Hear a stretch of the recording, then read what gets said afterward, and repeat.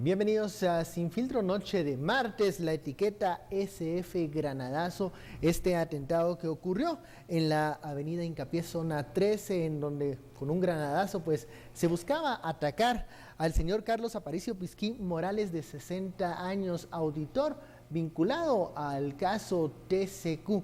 Hablaremos sobre esto y sobre las medidas de seguridad alrededor de todas estas personas, incluso de la fiscal general Telma Aldana. Damos la bienvenida a nuestros analistas Philip Chicola y Estuardo Zapeta. Cuando hablamos de granadazo, señores, hablamos de fuerza, hablamos de amenaza, hablamos de mensajes.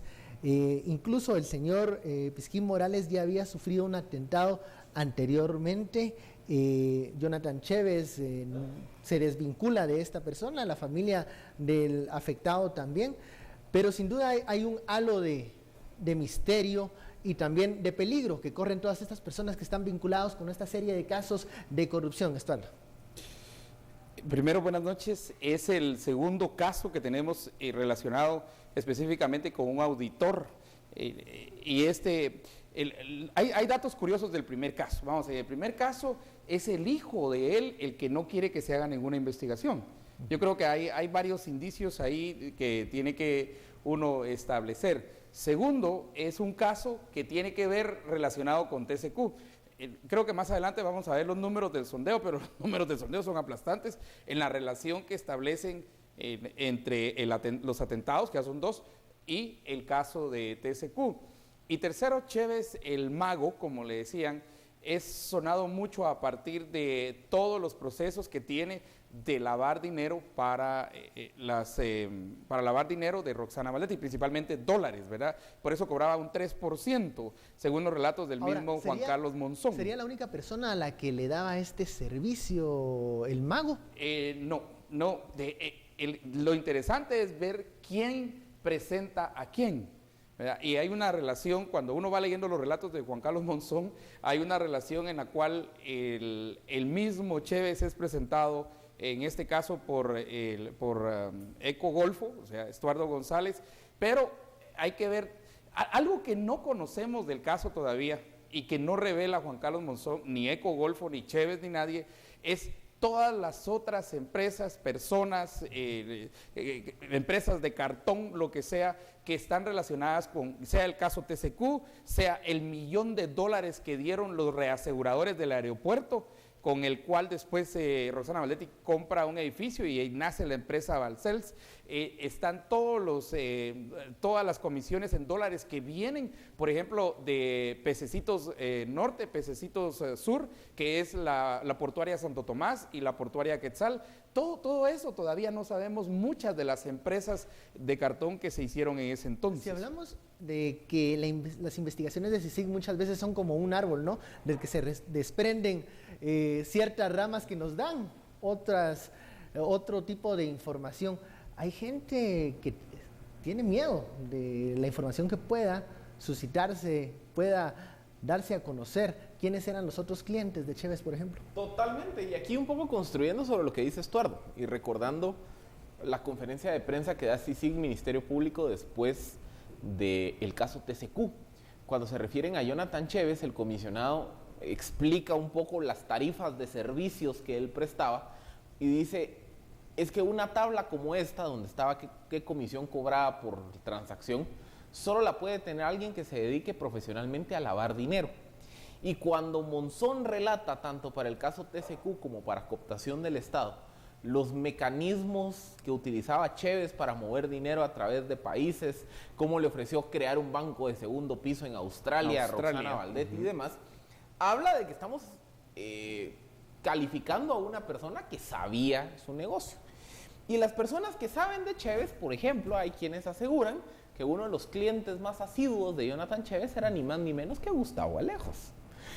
Otros hablan de que Jonathan Chévez también le prestaría su servicio a otros operadores políticos que se movieron tanto en el gobierno de la UNE como en el gobierno del Partido Patriota.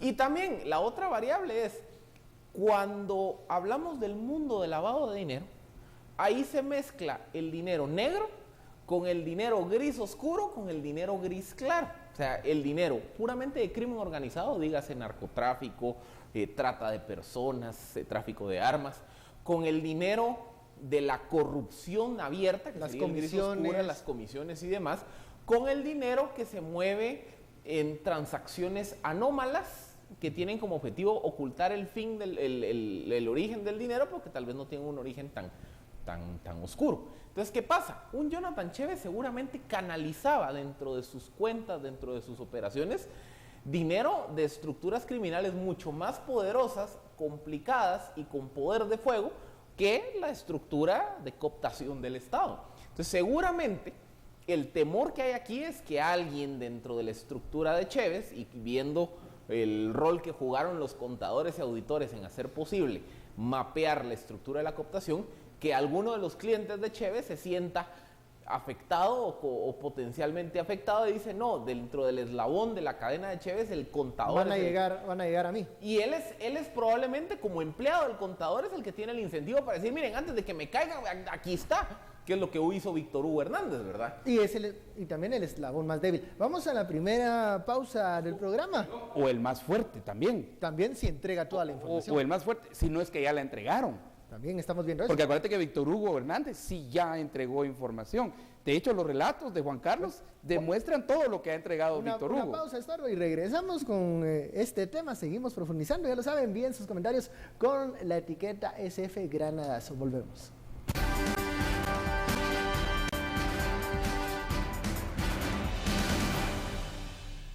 Regresamos al Sin Filtro, vamos directamente al sondeo, preguntamos a la audiencia, a los seguidores de redes sociales, en la cuenta Twitter de Guatevisión. El atentado contra el auditor vinculado al caso TCQ es, y estas son las opciones, es aplastante la opinión de los internautas que creen que está relacionado al caso TCQ, un 80%. Quienes creen que es simplemente delincuencia común, un 14%, y quienes piensan que solamente es un caso aislado, un 6%. O sea, los seguidores de redes sociales sí ven una relación de este atentado con el caso de la portuaria Quetzal. Pero, ¿qué respondió Jonathan Chévez cuando se le preguntó sobre su relación con esta persona, Carlos Aparicio Pisquín Morales, el auditor? Esto fue lo que respondió Chévez. Escuchemos. No, fíjese que la información es errónea. De hecho, por la incompetencia que suelen tener los investigadores, la fuente de información es una calumnia hecha por el periódico, en la cual hay una denuncia. Entonces es triste, ¿verdad? Y lamentable que, habiendo aquí tanto talento periodístico, ustedes basen su profesión en chismes. Sería interesante que explotaran todo ese talento. Así responde Jonathan Chévez a quienes le preguntaban sobre su vinculación con el auditor que sufrió el ataque esta mañana. Una forma de responder de que son solo chismes, habladurías. Él no tiene ninguna relación con esta persona. Sin embargo, hay que recordar que el día en donde sufrió el primer atentado Morales, se encontró en el vehículo del auditor recortes de prensa de los casos de TCQ, de la empresa terminal de contenedores Quetzal. También él laboraba en unas bodegas donde donde hubo allanamientos, donde se buscaron documentos, y habrá que investigar entonces la relación real que tiene con Jonathan Chévez. Suponemos que no iba a reconocer de primera mano que trabajaron juntos. En este momento es algo que no conviene decir.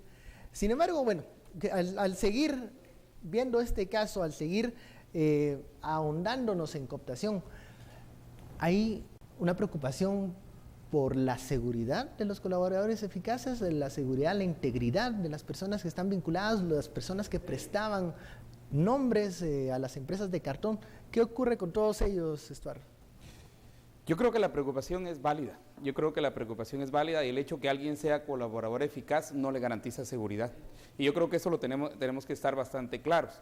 Una de las razones, y es obvio que cuando, por ejemplo, Juan Carlos Monzón o Eco Golfo llegan, Estuardo González llegan ahí, si te das cuenta llegan con Kevlar, llegan con chalecos, llegan con casco, llegan así como en una situación de guerra. realmente hay un temor porque muchos de estos sean atacados. Pero aquí tendríamos nosotros también otra debilidad, y una debilidad central se llama Víctor Hugo Hernández. Porque Víctor Hugo Hernández, habiendo sido el contador de Juan Carlos Monzón, es interesante ver que él primero no está detenido, ¿verdad? Primero no sé si está bajo custodio o lo que sea, pero detenido. Víctor Hugo Hernández no está, ese es uno de los grandes faltantes en este caso. Y solo para ponerles un ejemplo, cuando la persona, señor de apellido Castillo, dice Juan Carlos Monzón, no dice quién es, le da $1 millón de comisión, $1 millón de comisión a Roxana Valdetti por medio de Juan Carlos Monzón. Juan Carlos Monzón dice, mandé a traer a Víctor Hugo porque el carro de Víctor Hugo, que era su contador, es viejito. Y en un carro viejito nadie se va a dar cuenta que lleva $1 millón. Y mandé ese dinero a donde Chévez, dice. En donde Chévez dice que Chévez no estaba y que había un señor que se llamaba Don Diego. Solo así dice, ¿verdad? Al final resulta un faltante de $9,800 en eso, y se vuelve una cuestión ahí muy interesante del faltante que había del millón de dólares. Entonces, ¿cuál es mi punto? Mi punto es que una de las preguntas fundamentales es, ¿y ese Diego quién es? Ese Diego que recibió $1 millón, Chévez no estaba y lo recibe, según Juan Carlos Monzón, lo recibe y lo cuentan. Al final llegan a un proceso en el cual el millón lo utilizan para comprar un edificio, luego una empresa, ¿verdad? Pero voy a ese punto de toda la gente y todo el soporte que habría tenido Chévez. Ese soporte, toda esa estructura para poder operar. A veces hemos escuchado en la audiencia cómo mencionan las personas que son los representantes legales de las empresas, personas que se consiguieron, que se reclutaron por 1,000 quetzales para prestar su nombre. Son personas que no tienen en este momento una gran seguridad a su alrededor, Philip. No, totalmente. E incluso, si vemos la construcción del caso cooptación, una parte importante del caso cooptación son los testimonios de muchos de estos representantes legales. Porque ¿qué hacía el Ministerio Público? Cuando el Ministerio Público se daba cuenta que aparecía registro de una sociedad anónima en los documentos que encontraron en las oficinas de Monzón, de ECO o que brindó Víctor Hugo Hernández, decían, ¿quién es el representante legal? Fulanito, ok. Lo iban a buscar y se topaban con que fulanito es una persona de escasos recursos, que no tenía el perfil económico para ser representante legal de la empresa.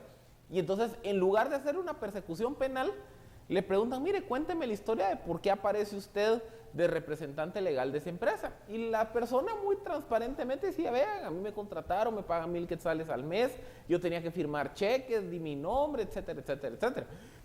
Y entonces, sobre eso es que se construye una parte de la trama, que es evidenciar la constitución de sociedades anónimas de cartón. Ya vimos también el rol que juega Víctor Hugo Hernández, porque Víctor Hugo Hernández lleva las cajas de documentos y les dice, miren, antes de que me caigan, aquí está. Entonces, perdón, pero antes, disculpa, ha formado todas las caletas.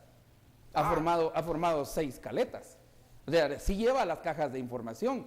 El que tiene las cajas de información, todas las comisiones que recibían de las empresas. Bueno, vamos a seguir hablando de las cajas esas maravillosas que llevó el contador a la CICIG para, bueno, que fue hay una famosa caja de vino. Una joya de información, hay una caja de vino que le dan, en el cual le dan una comisión a Monzón. Hay una caja de vino que creo que para mí es muy interesante ver, eso creo que se lo dan en el IX. En el IX le dan esa comisión. Volvemos para seguir hablando de eso, de esos detalles, que ya lo saben, envíen sus comentarios con la etiqueta SF Granadazo. Volvemos luego de la pausa.